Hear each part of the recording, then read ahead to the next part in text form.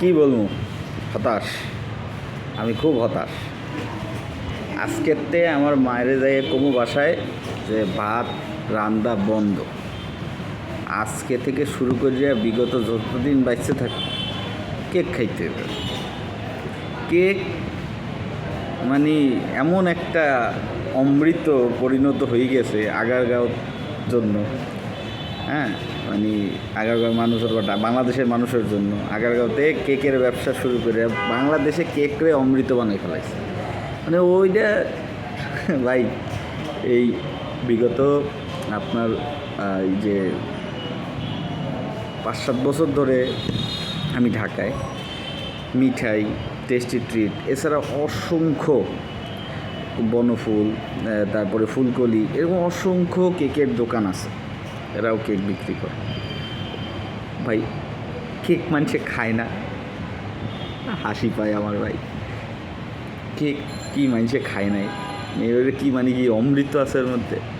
আজকে বাসায় যাইয়া আম্মারে কমো, আম্মা আজকের তে ভাত রান্দা বন্ধ, কেক খাইতে হইবে, কেক ছাড়া আমার চলবে না। কেক না দিলে আমি কিন্তু অনশনে বসবো, রাস্তায় কিন্তু ওই তোমার শাহবাগ মোচরে যাই কিন্তু আমি অনশনে বসবো, আমরণ কর্মসূচি ঘোষণা করে দেবো আমি। কেক খাইতে হবে। বাংলাদেশের মানুষ কেক ছাড়া এখন কিচ্ছু বোঝে না। হ্যাঁ, কেক একটা অমৃত জিনিসে রূপান্তরিত হয়ে গেছে। আমাদের 3 বেলা ভাত খাই আর না খাই, আগারগাঁও যাইয়া কেক খাইতে হবে।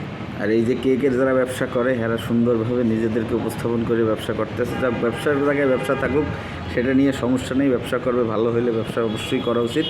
ব্যবসা একটা হালাল রুজি রুটির ব্যাপার, অবশ্যই করবে। কিন্তু ভাই, যা শুরু হয়েছে কেক লইয়ে বাংলাদেশে, আল্লাহ মাফ করুক। নতুন নতুন কন্টেন্ট ক্রিয়েটর দিয়ে তো ভরে গেছে। হ্যাঁ, যারাতে স্মার্টফোন আছে এই একজন কন্টেন্ট ক্রিয়েটর। এখন আমাকে বলবেন আমিও কন্টেন্ট ক্রিয়েটর। যাই হোক, আমি কন্টেন্ট ক্রিয়েটর না, আমি মজা মাস্তির জন্য আসছি। কিন্তু ভাই, কেক খাইতে হবে। আম্মারে আজকে যে কইতে হবে ভাত রান্দা বন্ধ, আজকের থেকে কেক চলবে খালি ঘরে, অমৃত খাইয়ে মরতে হবে।